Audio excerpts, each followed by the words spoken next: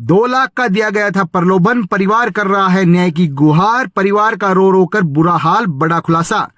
चिड़ावा के प्राइवेट अस्पताल राजीव हॉस्पिटल में 13 अगस्त को भर्ती हुई प्रसूता की मौत के मामले में पोस्टमार्टम की रिपोर्ट आने के बाद जहां हड़कंप मच गया है, वहीं परिवार का भी रो रो कर बुरा हाल है। परिवार ममता के 6 साल की बच्ची को इस बात का भरोसा दिलाने में लगा हुआ है कि उसकी मां किसी रिश्तेदार के यहां गई है, जल्द ही वापस आ जाएगी।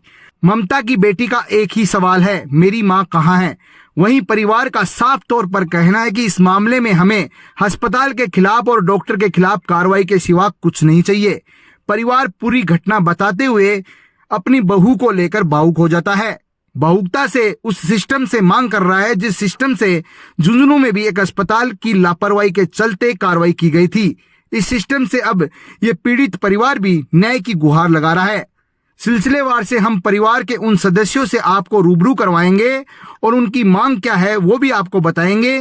ये है ममता की देवरानी, जो जेठानी के जाने के बाद हैरान है। उनका कहना है कि राजीव हॉस्पिटल के डॉक्टरों को मेडिकल हिस्ट्री बता दी गई थी, उसके बावजूद भी ममता का सिजेरियन कर दिया गया।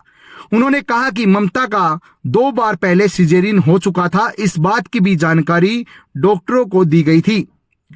उसके बावजूद भी ऑपरेशन किया जाना लापरवाही दिखाता है। हॉस्पिटल बंद होना चाहिए, डॉक्टरों पर भी कार्रवाई होनी चाहिए।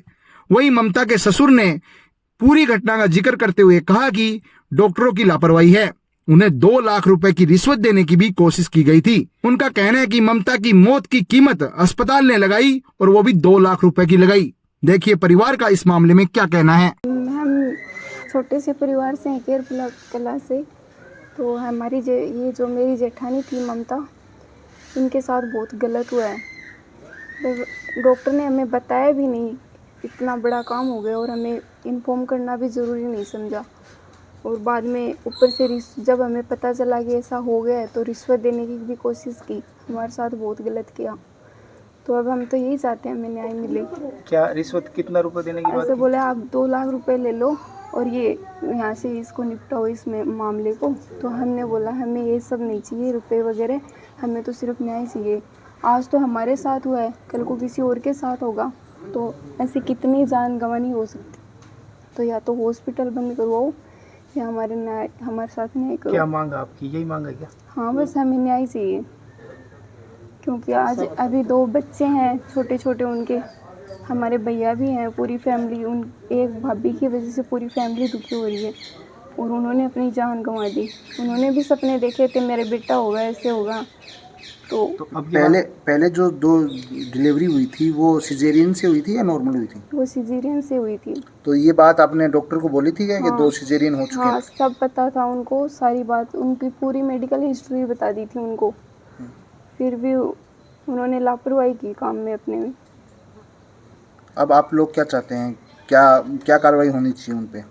अब तो बस डॉक्टर को सज़ा मिलनी चाहिए। आज तो हमारे साथ किया, कल को किसी और के साथ। क्या नाम है डॉक्टर का? सुमन कटेवा। इससे पहले डिलीवरी कहाँ हुई थी? इससे पहले झुंझुनू में। घटना हुई है, ये सब परिवार के बैठे हैं, छोटा सा परिवार है और डॉक्टर की पूरी तरह लापरवाही थी। उन्होंने सारा मैटर बता दिया था कि तीसरी डिलीवरी थी, ये सिजेरियन पहले भी 2 हो चुके थे और ये भी उन्होंने बता दिया कि 2 सिजेरियन से पहले हो चुकी है डिलीवरी।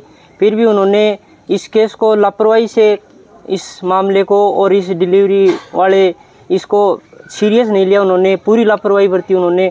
और हमारी जो रिपोर्ट आई है उसमें भी ये लिखा है कि डॉक्टर अगर ध्यान देते, टाइम पे केयर करते तो जान बच सकती थी। और उनका तो यही कहना है हमें न्याय चाहिए। और जो इनसे तो बात हुई, उनको घूस देने की भी कोशिश की गई थी, बोल रहे हैं इनके घर वाले। हम तो इनको जो घटना हुई तो समझ में नहीं आया क्या करे क्या नहीं करे। 2 घंटे तो ये हमें बता ही नहीं पाए, किसी को कॉल ही नहीं कर पाए। इतनी बड़ी समस्या किसी के साथ भी होती है तो आदमी घबरा जाता है और इनका मन भर गया था, बोलना ही नहीं जा रहा था। आज जैसे मेरे में हो रही है, मन भर जाता है। ये बड़ी घटना है, छोटी घटना नहीं है। इनके ससुर जी से आप पूछ लो जाए, बोले कि 2 घंटे तो मेरा दिमाग ही काम नहीं किया, क्या करना चाहिए क्या नहीं करना चाहिए। डॉक्टर ने कितने रुपए की ये बोला था? वो तो ये बोल रहे हैं 2 लाख रुपए की घूस देने की भी कोशिश की थी। बोले कि 2 लाख रुपए मिल जाएंगे और आप इसको मैटर को सलटाओ। अब फिर जो कल बात हुई उसमें ये हुआ कि ये फ्रस्ट्रेट हो गए थे इस मामले से, तो बोले एक बार घर चलो। घर आने के बाद थोड़ा सा इनको अपने मिले हैं और हैं, तब जाके इनका थोड़ा बताने का बोलने का मन किया है। वहाँ पे भी मीडिया के साथी लोग आए थे लेकिन बोला ही नहीं जा रहा था इनसे, ऐसी स्थिति थी। क्या करे क्या नहीं करे। प्रशासन से जो बात हुई, प्रशासन बोले कि आप एक बार इसको बॉडी का अंतिम संस्कार करो, फिर देखते हैं जो भी है वो। तो अब इनका तो यही कहना है, हमें न्याय चाहिए इस मामले में। हमें कोई भी ऊपर नीचे नहीं होनी चाहिए। आज हमारे साथ हुई है, कल किसी और भाई के साथ भी हो सकती है। परिवार की आर्थिक हालात कैसे हैं? परिवार के आर्थिक हालात बहुत ही कमज़ोर है। इनके जो पति थे वो बाहर काम करते हैं, कंपनी में एज ए लेबर काम करते हैं, और इनका जो छोटा भाई है जो देवर लगता है उनका, जो ममता जी का, गांव में छोटी सी दुकान है, हेयर कट की दुकान, और आर्थिक स्थिति इतनी कमज़ोर है। अब यहाँ पे आप देख रहे हो, अगर ऐसे काम हो जाता है तो आर्थिक जो सहायता है और आर्थिक जो इनकम है एकदम बंद हो जाती है। आप देख, जनप्रतिनिधि भी आगे गए हैं सुबह, उन्होंने क्या आश्वासन दिया है आप लोगों को? जनप्रतिनिधि जो भी आए हैं, इनके जो साथ के हैं और जो भी रिश्तेदार हैं, सब ने यही कहा है कि आपको ऐसे चुप नहीं बैठना चाहिए, विरोध प्रदर्शन करना चाहिए, तभी न्याय मिलेगा। तो इनकी यही सलाह है कि हम भी विरोध प्रदर्शन करें, कोई मीडिया साथी हमारा साथ दें। क्या मांग आपकी? इनका न्याय चाहिए, सीधी बात यही है कि हमें न्याय मिले। आज हमारे साथ जो घटना हुई है कल किसी और के साथ नहीं हो। और जो ममता जी है उनकी आत्मा को तभी शांति मिलेगी जब न्याय होगा। वो तो चली गई, लेकिन जाने के बाद अगर हम चुप बैठ जाते हैं तो उसकी आत्मा शांत नहीं होगी। उसकी आत्मा को तभी शांति मिलेगी जब न्याय होगा, तब जाके।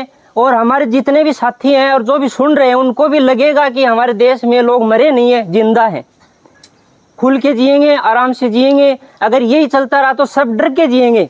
आज किसी के साथ घटना हो रही है तो दूसरा भी बोलेगा नहीं, ये सोचे डर जाएगा, बोलो उसका ही नहीं हुआ तो हमारा क्या होगा। कि आप चुप नहीं बैठे और न्याय की बात है वो सामने आए और सबके सामने हो। क्या मांग है आपकी? हमारे को तो मांग ये है कि न्याय मिलना चाहिए हमारे को। पोस्टमार्टम की आज रिपोर्ट भी आई है। हाँ। उस रिपोर्ट में जो लापरवाही है वो सामने आ गई। मुकदमा जो दर्ज करवाया है आपने, वो हॉस्पिटल के खिलाफ क्या मुकदमा दर्ज करवाया है, लापरवाही का ही करवाया है। क्या उम्मीद है आपको प्रशासन से? प्रशासन तो हमारे साथ, आप जैसे मीडिया हैं तो मेरे को अच्छी उम्मीद मिलेगी। यही चाहते हैं कि कार्रवाई हो उन पे। और मैं तो ये चाहता हूँ कि उस हॉस्पिटल के ताला लगना चाहिए। घटना कब की है? और भर्ती तो 13 तारीख को करवाई थी रात को 9:30 बजे के करीबन, और घटना ये 14 तारीख की है सुबह दोपहर में, यानी कि 1-1:15 बजे के बीच में लड़का हुआ है। उसके बाद में 3:15 बजे वो अचानक बीमार हो गई। बीमार क्या, वो कैजरी हो गई, उसको 4 बजे तो हो गई। आपने मेडिकल हिस्ट्री बताई थी क्या डॉक्टर को? हाँ बताई थी। डॉक्टर को मैं पूछा था कि पहले, दोबारा बोलो। जितनी हो सके तो मैं पहले बोल दी ही कि इनको 2 ऑपरेशन हो चुके हैं एक ममता के, तो तीसरा ऑपरेशन न होके नॉर्मल हो जाए तो ठीक रहे। उसके बावजूद भी सिजेरियन? हाँ, फिर तो 12 बजे बोल दिया नहीं ये तो सर्जरी होगी। फिर वो लेबर रूम में ले लिया उसको। 1 बजे 1:15 बजे हमारे को पता लगा कि लड़का हुआ है, तो खुशी मनाई हमने 2 घंटा खूब अच्छी। पूरे स्टाफ में पेड़ा बांटे, मैं खुद ले आ गए। फिर अचानक तबीयत बिगड़ी थी? अचानक तबीयत बिगड़ी है तो 2-4 बार मैं जाने की कोशिश करी अंदर, मेरे को बाहर कर दिया। मैं कुछ क्या करूं, मैं अकेला रह गया वहाँ। एक लड़का है मेरा, बस एक मैं हूँ और 2 लेडीज हैं मेरे साथ में। पैसा देकर भी मामले को रफा दफा करने का प्रयास किया गया? पैसा देके मेरे लड़के को बुलाया अलग से, मेरे को पता नहीं था इस बात में। उसको बोला कि जो 1-2 लाख रुपया जो भी चाहिए वो ले जाओ और रफा दफा कर दो इसको। वो मना कर दी।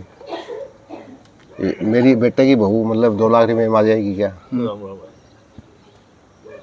मतलब उनकी मौत की कीमत लगाई उन लोगों ने? मौत की कीमत लगाई 2 लाख रुपया, और क्या है? कौन सी कीमत हो, थोड़ी और की चीज़ की कीमत लगाई है। 2 लाख रुपया तो वो ममता की मौत की कीमत लगाई है। उन्होंने मैं पूछा 2-3 बार वो क्या चीज़ डॉक्टर साहब क्या सी चीज़ से ये मौत हुई है, तो बोले नहीं ये तो हार्ट अटैक आ गया। फिर कभी कह रहे हार्ट फेल हो गया। उनको हार्ट फेल होता है तो आदमी की कितनी देर, पोस्टमार्टम की क्या रिपोर्ट है? वो तो रिपोर्ट है बिल्कुल साफ की लापरवाही की है। हार्ट फेल बोले हार्ट फेल हो गया, हार्ट फेल हो जाएगा तो वो कितनी देर में आदमी खत्म हुआ है, हार्ट फेल में तो सेकंड में खत्म होता होगा। बोले हाँ हार्ट फेल हो गया, हार्ट अटैक आ गया होगा। हार्ट अटैक आ गया तो वो झाग थोड़ी ना आएंगे मुंडे में, लीला शरीर थोड़ी हो जाएगा। रिपोर्ट में तो ये भी आया है कि वो कम से कम डेथ होने से पहले 10-15 मिनट तड़फी भी है। खूब ज़बरदस्त तड़पी है। मेरे को तो अंदर जाने भी नहीं दिया, थोड़ी बहुत झलक सी पड़ी है। मेरे को उस टाइम पता लग गया कि अपनी बच्ची नहीं है अभी। फिर बोला मैं वेंटिलेटर पर ले रहा हूँ। वेंटिलेटर पर लेता तो आधे घंटे पहले लेता, तो अभी क्यों ले रहा है? अब तो ये तो गई, मतलब इसके बचा भी क्या है। तो फिर 4 बजे बोलता है कि डेथ हो चुकी है। वो किस कारण से हुई है? कारण तो बोले यही है कि हार्ट अटैक आ गया होगा। फिर बोले कि आप अपनी कार्रवाई कर लो या डिस्चार्ज ले लो। डिस्चार्ज तो कैसे लेंगे? वो 15-20 चक्कर काटता रहा। उस साइड में ICU है पीछे की साइड में उसका, वहीं मैं बैठा रहा मैं। मेरे साथ मेरी पत्नी और मेरी सगी दोनों ही, उनको मैं बच्चे को लेके कहाँ भेजूँ, इनको पता लग जाए तो ठीक नहीं। तो उसको ये बोल दिया कि मैं जयपुर ले जा रहे हैं। ममता के जाने के बाद जो बच्चे हैं जिनकी उम्र काफ़ी कमी है, वो किस तरीके से इस चीज़ को देख रहे हैं? वो रो के हाल बुरा है। मेरी एक लड़की यहाँ झुंझुनू के पास में ब्याही है, मैं तो उसके साथ भेज दी कल उसको शाम को। तो वहीं भी रो रही है वह, तो उसका क्या गल व्यवस्था करूँ मैं भी। और ये छोटा बच्चा ना ये भी पता को ना कि तुम कहीं को बेटो है कि नहीं है, इनको तो मतलब पता ही नहीं लगा को कितनी साल में लगा कि नहीं लगा। आज उसकी भी तबीयत थोड़ी सी बिगड़ी है तो झुंझुनू ले जाएंगे अभी डॉक्टर के पास में।